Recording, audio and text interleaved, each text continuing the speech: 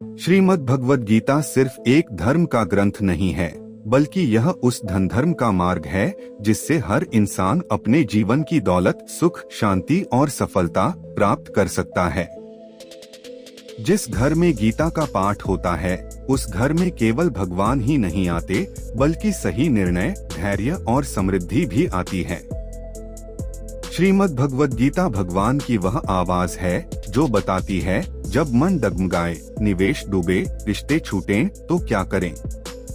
उसकी महिमा अनंत है।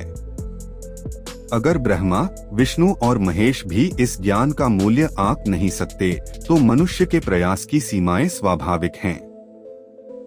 18 अध्याय और 700 श्लोक सिर्फ शास्त्र नहीं, बल्कि एक अर्थनीति, एक करियर नीति, एक जीवन नीति है। इसीलिए आज हम बात करेंगे उनके सार की, जो आपके जीवन और लक्ष्यों को संतुलित बना सके। रात को सोने से पहले इन्हें सुनना आपको न केवल आत्मिक शांति देगा, बल्कि आपके भीतर की आर्थिक सोच को भी शुद्ध करेगा। श्री कृष्ण कहते हैं, हे अर्जुन, मैं हर प्राणी के हृदय में स्थित आत्मा हूँ, जिसका अर्थ है आपकी हर योजना, हर महत्वाकांक्षा का मूल केंद्र मैं हूँ। व्यवसाय हो या साधना, शुरुआत मुझसे होती है। मैं सूर्य हूँ जो समय का प्रतीक है, जो समय को समझ गया वही सफल हुआ। मैं वेदों में सामवेद हूँ, सामवेद यानी हार्मनी। जो टीम बनाकर कार्य करे वही लीडर बनता है। देवों में इंद्र हूँ, अर्थात मैं उस नेतृत्व में हूँ जो स्पष्टता और साहस देता है। इंद्रियों में मन हूँ, क्योंकि निवेश से पहले इरादा बनाना होता है। जो अपने मन को स्थिर नहीं कर सकता, वह कभी भी धन को स्थिर नहीं रख सकता। मैं ब्रह्मा हूँ यानी विचार। मैं विष्णु हूँ यानी प्रबंधन। मैं महेश हूँ यानी सहार, यानी जरूरत न हो तो त्याग। जलाशयों में मैं समुद्र हूँ। समुद्र की तरह जो व्यक्ति धैर्यवान है, वही संपत्ति और संकट दोनों को संभाल सकता है। जो आदमी लाखों बातें जान ले, लेकिन खुद को न समझे, वह चाहे कितना भी बड़ा व्यापारी, अफसर या निवेशक हो, वह अज्ञानी है। जो आत्मा को नहीं पहचानता, वह कभी अपने धन को भी नहीं पहचान पाएगा। अगर कोई आपको ठुकरा दे तो बुरा मत मानिए, वह सिर्फ आपकी वैल्यू नहीं पहचानता। जैसे बाजार कभी कभी सोने के दाम गिरा देता है।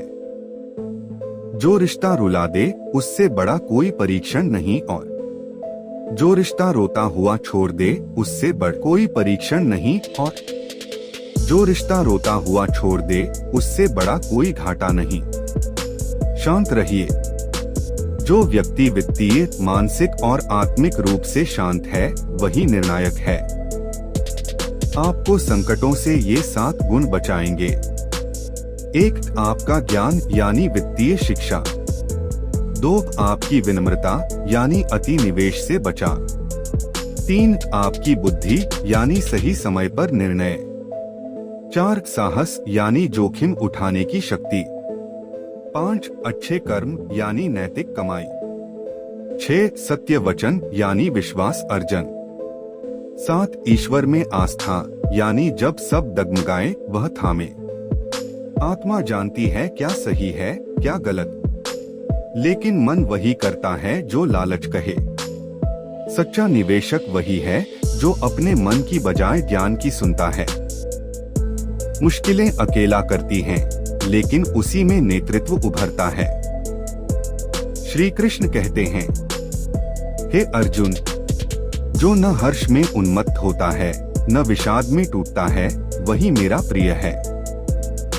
मुझे पाने के 3 मार्ग हैं, ध्यान योग, ज्ञान योग और कर्म योग। इनमें से कर्म योग यानी एक्शन विदाउट एक्सपेक्टेशन सबसे श्रेष्ठ है। धैर्य, विवेक और संयम की थाली हो। धन अर्जन करना पाप नहीं है, लेकिन अनुचित मार्ग से किया गया धन मन की शांति को छीन लेता है। जो सही कर्म करता है, वह धन कमाने से पहले धन योग्य बनता है। धन कमाना सरल है, पर उस धन को सही जगह पर लगाना, वही असली कर्मयोग है। 3 प्रकार के लोग धन गंवाते हैं। 1 जो दिखावे के लिए खर्च करते हैं। 2 जो जल्दबाजी में निवेश करते हैं। 3 जो अन्य के भरोसे निर्णय लेते हैं। हे अर्जुन, जो दूसरों के विचारों से अपनी नाव चलाता है वह तूफानों में सबसे पहले डूबता है। हर संबंध एक निवेश है। अगर आप इसमें समय, ऊर्जा और विश्वास लगाते हैं तो वही जीवन में सबसे बड़ा लाभ, रिटर्न देता है। लेकिन हर निवेश की तरह रिश्तों की भी समीक्षा करना आवश्यक है। कभी कभी कटौती भी आवश्यक होती है। जो केवल लेते हैं, देना नहीं जानते, वे आपको घाटे में डालेंगे। श्री कृष्ण कहते हैं, जो हुआ अच्छा हुआ, जो हो रहा है अच्छा हो रहा है, और जो होगा वह भी अच्छा ही होगा।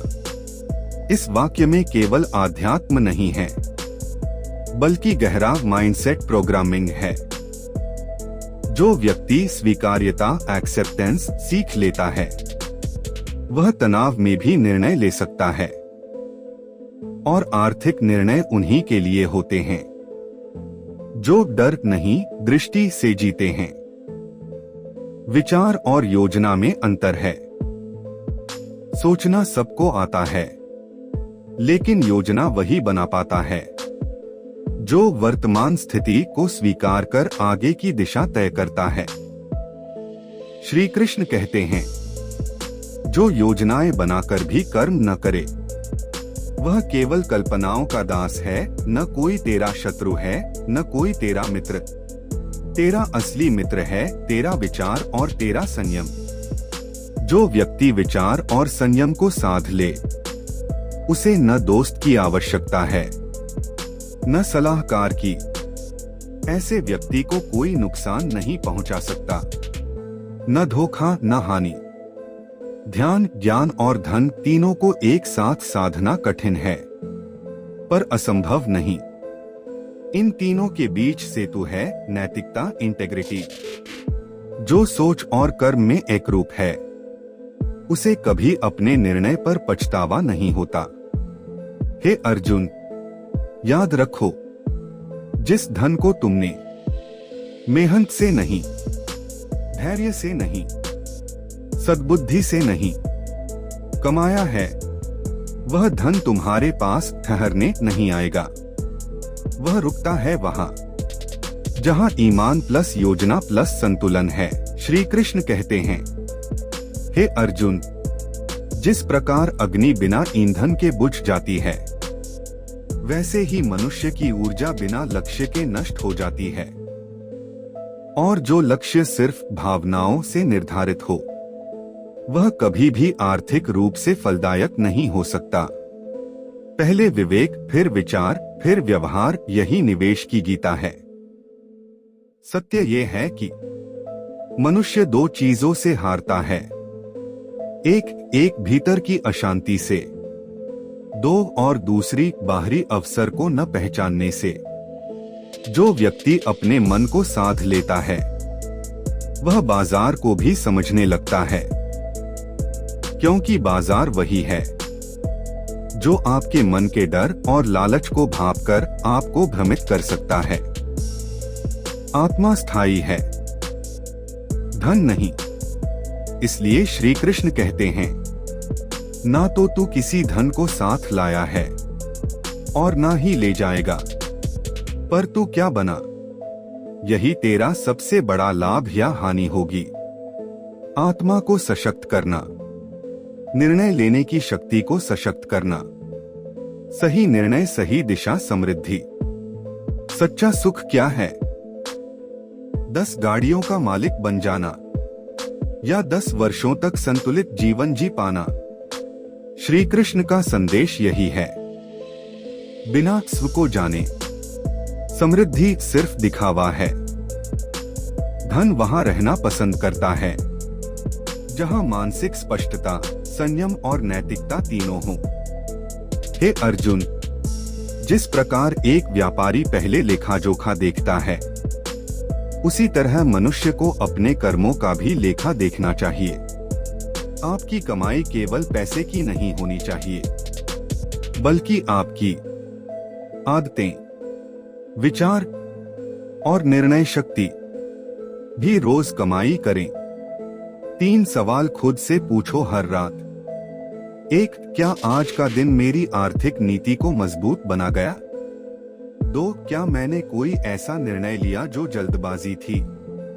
3. क्या मैंने ऐसा कोई काम किया जिससे मेरा आत्मबल और दूसरों का भरोसा बढ़ा? जो ये सवाल खुद से रोज पूछता है, वो घाटा कभी नहीं झेलता, न धन में, न सम्मान में, न आत्मा में। जो व्यक्ति बार बार परिस्थितियों को दोष देता है, वह कभी आत्मनिर्भर नहीं बन सकता। हे अर्जुन, परिस्थितियां स्थायी नहीं होती, पर दृष्टिकोण स्थायी हो सकता है। जिसने यह सीख लिया, उसका निवेश हो या जीवन, वह कभी डगमगाता नहीं। श्री कृष्ण कहते हैं, तू कर्म कर, फल की चिंता मत कर। इसका गलत अर्थ मत लगाओ हे पार्थ। इसका अर्थ ये नहीं कि तू परिणाम की उपेक्षा कर, बल्कि यह कि तू निर्णय इस आधार पर मत ले कि फल तुरंत मिलेगा या नहीं, बल्कि यह देख कि तू जो कर रहा है वो तुझे योग्य बना रहा है या नहीं। क्योंकि योग्य व्यक्ति को फल खींच कर आता है। जो काम क्रोध से किया गया, वह हमेशा नुकसान देता है, चाहे वह कोई व्यापार हो, कोई रिश्ता हो या कोई उत्तर। जो निर्णय डर या लालच से लिया गया, वह हमेशा धोखा देता है। श्री कृष्ण कहते हैं, तू बुद्धियोग से जुड़, यानी विवेक से निर्णय कर और मोह के मार्ग को छोड़। धन वही टिकता है जो सेवा से कमाया गया हो, और सेवा वही स्थायी होती है जो स्वार्थ से रहित हो। इसीलिए आज भी बड़े बड़े कारोबार सेवा शब्द का उपयोग करते हैं, क्योंकि वहीं से ट्रस्ट बनता है और ट्रस्ट ही असली संपत्ति है।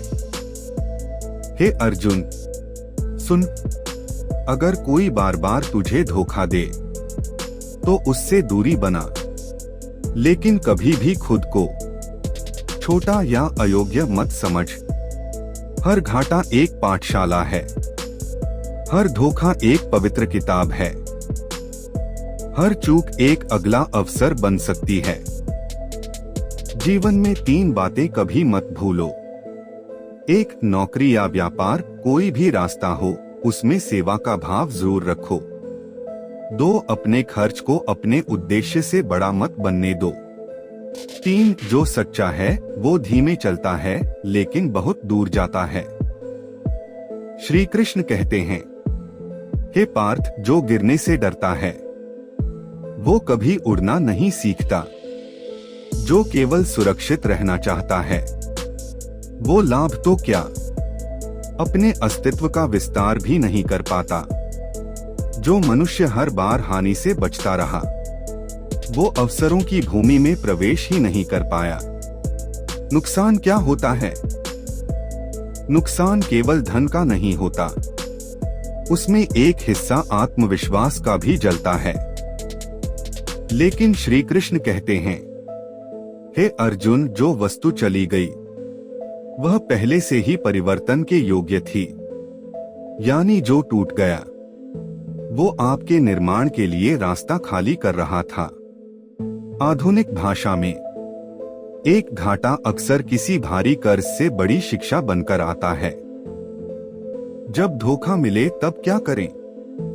एक धोखा केवल बाहर से नहीं आता, सबसे बड़ा धोखा तब होता है जब हम खुद को नजरअंदाज करते हैं।